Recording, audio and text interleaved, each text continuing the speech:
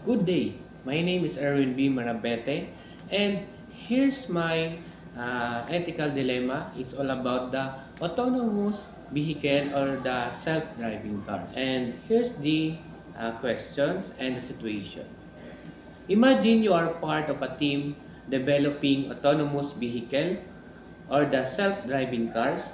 One of the primary goals is to create a system that minimizes accidents and maximizes the safety.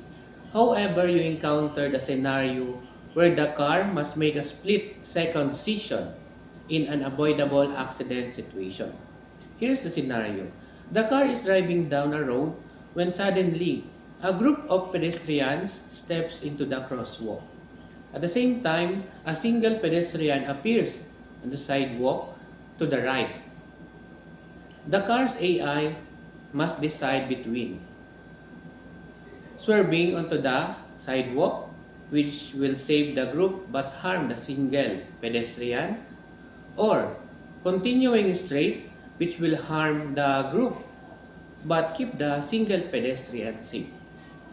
What will you choose? Explain your personal reasons why you subscribe to those views. Let us watch the answers and views of the people I've been interviewed. Please watch this. From the question that being asked, I'll choose the serving into the sidewalk, which will save the group but harm the single pedestrian. The reason of I'll choose the serving into the sidewalk, I already choose it because you need to choose a place where there is no too much casualties. Unlike the sidewalk which there is only one person while the group in the pedestrian is more, so you need to choose whether it is you need to choose the right thing to do. In this scenario, I will prioritize minimizing overall harm. But serving into the sidewalk, although difficult ethically, reduce the number of casualties. However, this decision raises important philosophical and regulatory questions. So we should consider implementing emergency braking and advanced sensor fusion of mitigate harm. I choose continuing straight, which will harm the group but keep the single pedestrian safe. Because if one person notice the accident, he or she can say to the person that involves, so they aware that on that accident. So and they can save all, so they can cooperate they can cooperate each other, so they can prevent the the harm and the accident, and that's all. Based on my own opinion, swerving onto the sidewalk which will save the group but harm the single pedestrian. It's better to save the group and harm the single pedestrian because the group is more important than pedestrian, because we need maximize the safety of people's life than other structures.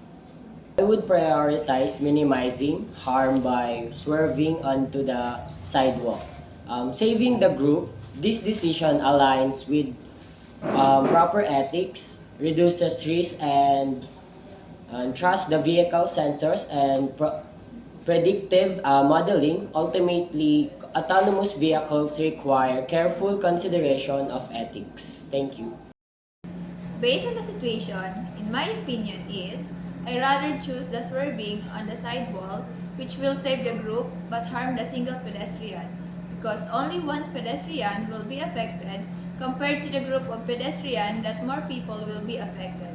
I prefer to save more lives than a single life because I believe that the more lives that I save, the less the conscience.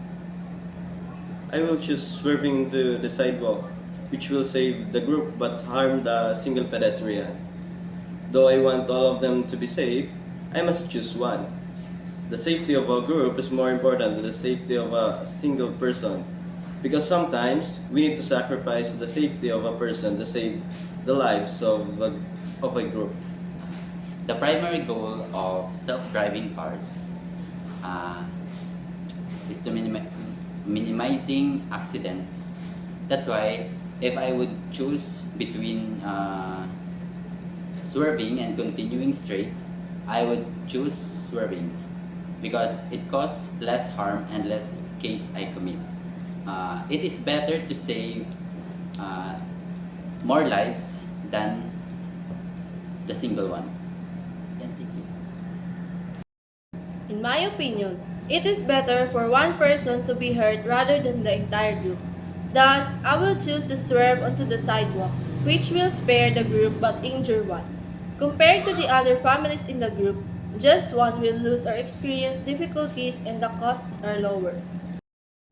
In my opinion, I choose swerving because it will spare from the harm. However, the cost of the single pedestrian's injury or potential death will be car's deliberate deviation from its path to protect the larger group.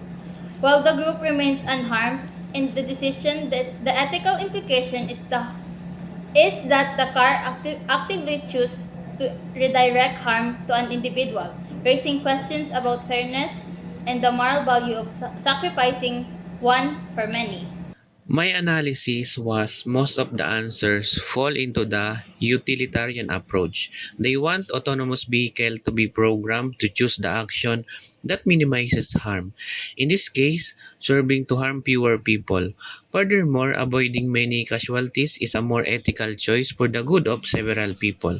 One of my interviewees selected the continuing street, which would harm the group but keep the single pedestrian safe.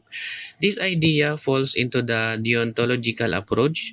This perspective dictates that the autonomous vehicle should not make an active decision to harm someone, implying it should stay on its path. In conclusion, this dilemma raises significant questions about the role of artificial intelligence in our society, the moral context we use to guide technological development, and the need for regulation standards in deploying autonomous systems. The programmers and engineers must embed ethical decision making algorithms in the autonomous vehicle to maximize safety.